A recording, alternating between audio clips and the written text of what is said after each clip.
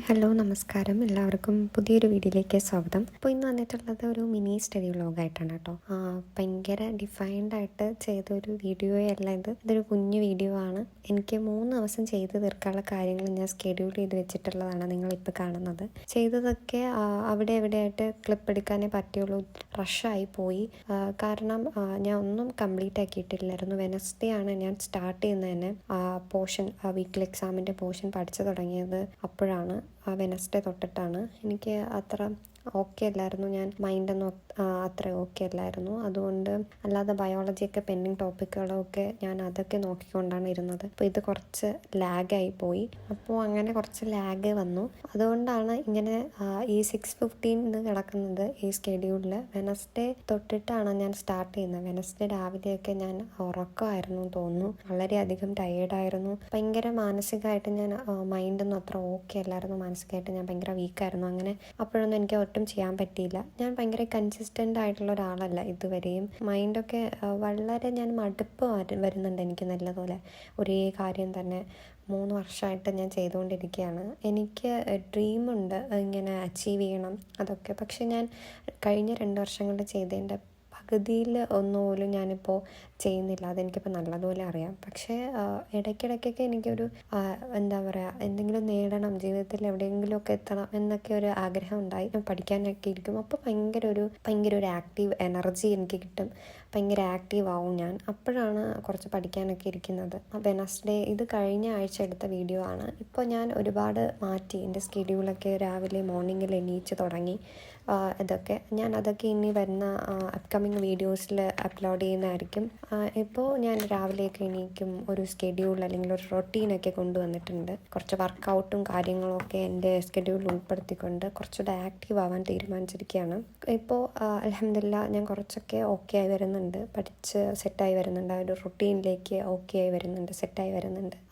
It will be okay എന്ന് ഞാൻ പ്രതീക്ഷിക്കുന്നു. ഉടനെ തന്നെ അങ്ങനെയുള്ള വീഡിയോസ് ഞാൻ ചാനലിൽ അപ്ലോഡ് ചെയ്യുന്നതായിരിക്കും. അപ്പോൾ വെനസ്ഡേ തൊട്ടിട്ടാണ് ചെയ്തു തുടങ്ങിയത്. 6:15 ഇരുന്നത്. അപ്പോൾ എല്ലാം പഠിച്ചു. എനിക്ക് വീക്കിലി മോഡൽ എക്സാമാണ്. അപ്പോൾ എനിക്ക് എന്തായാലും തീർത്തേ പറ്റത്തുള്ളൂ. അങ്ങനെ ഹലോ ആൽക്കെയിൻസിലാണ് തുടങ്ങുന്നത്. ഒരു പാർട്ട് ഞാൻ കണ്ടിട്ടുള്ളൂ. സെക്കൻഡ് പാർട്ടൊക്കെ എനിക്ക് കണ്ടു തുടങ്ങണം. അപ്പോൾ അതെല്ലാം ഞാൻ ഇരുന്ന് കാണുവാണ്. അപ്പോൾ ഒറ്റ സ്ട്രെച്ചിന് ആ 3 ക്ലാസ് എനിക്ക് കണ്ടു തീർത്താലേ പിറ്റേ ദിവസത്തെ സ്കെഡ്യൂൾ ഫോളോ ചെയ്യാൻ പറ്റത്തുള്ളൂ. അങ്ങനത്തെ ഒരു ടെൻഷനും ഉണ്ട് കൂടെ. വെനസ്ഡേ തന്നെ ഞാൻ ഹലോ ആൽക്കെയിൻസിൻ്റെ 3 പാർട്ടും പാർട്ട് 2ഉം 3ഉം 4ഉം കംപ്ലീറ്റ് ആക്കി സെറ്റാക്കി വെച്ചു. എന്നിട്ട് പിറ്റേ ദിവസം രാവിലെ എണീറ്റ് ബയോളജി കുറച്ച് ഒന്ന് വായിച്ചു. ജെനറ്റിക്സ് 2 ആണ് വായിച്ചത്. അതിനുശേഷം പിന്നെ സ്കെഡ്യൂളനുസരിച്ച് ഫോളോ ചെയ്ത് വന്നു. പിന്നെ കുറച്ച് ഫുഡൊക്കെ കഴിച്ച് ബ്രേക്ക്ഫാസ്റ്റൊക്കെ കഴിച്ചതിന് ശേഷമാണ് മൂവിങ് ചാർജസിൻ്റെ ക്വസ്റ്റ്യൻ പേപ്പർ ഒന്ന് ചെയ്യാമെന്ന് വിചാരിച്ചു. പിന്നെ അതിനുശേഷം എനിക്ക് മൈൻഡൊക്കെ ഒന്ന് റിലാക്സ് ആക്കാൻ വേണ്ടിയിട്ട് ഞാൻ ബുക്ക് വായിച്ചു. സെൽഫ് ലവ് ഇമ്പ്രൂവ് ചെയ്യാനായിട്ട് ഇത് വളരെ സഹായിക്കുന്ന ഒരു ബുക്കാണ്. ഞാൻ റീഡിങ്ങിലൂടെ ഒരുപാട് കാര്യങ്ങൾ മാറ്റിക്കൊണ്ടുവന്നിട്ടുണ്ട്. കുറച്ച് നേരം ബുക്കൊക്കെ വായിച്ചു.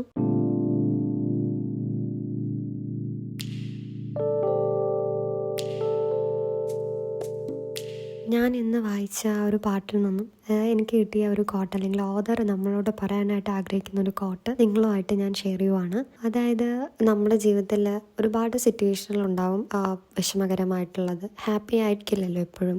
ലൈഫ് അങ്ങനെയല്ല. വിഷമങ്ങളും സന്തോഷങ്ങളും നിറഞ്ഞതാണ് ലൈഫ്. അപ്പോൾ ചില വിഷമങ്ങൾ നമുക്ക് അതിൽ നിന്ന് മൂവ് ഓൺ ചെയ്യാൻ പറ്റാതെ ആവുകയും അങ്ങനത്തെ ഒരു സിറ്റുവേഷൻ നമ്മുടെ ലൈഫിലുണ്ടാവാം.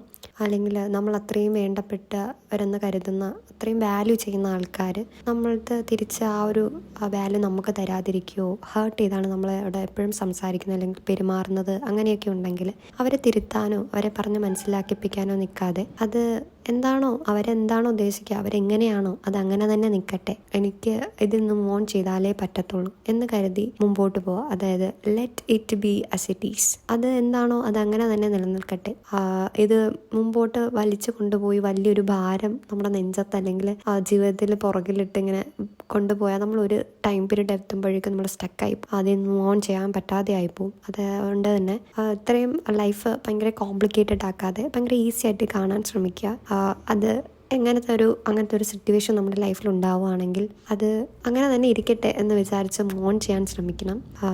ബാക്കിയുള്ളത് ദൈവം തീരുമാനിക്കട്ടെ എന്ന് കരുതി മോൺ ചെയ്യണം. അപ്പോൾ നിങ്ങളും നിങ്ങളുടെ ലൈഫ് ഇങ്ങനത്തുള്ള കാര്യങ്ങൾ ഉൾപ്പെടുത്തും എന്ന് ഞാൻ വിശ്വസിക്കുന്നു. വേറൊരു വീഡിയോയുമായി അതിൽ കൂടെ ഇൻട്രസ്റ്റിംഗ് ആയിട്ടുള്ള ഒരു വീഡിയോ ആയിട്ട് ഞാൻ വീണ്ടും എത്തുന്നതായിരിക്കും. അതുവരേക്കും take care, good bye, thank you for watching.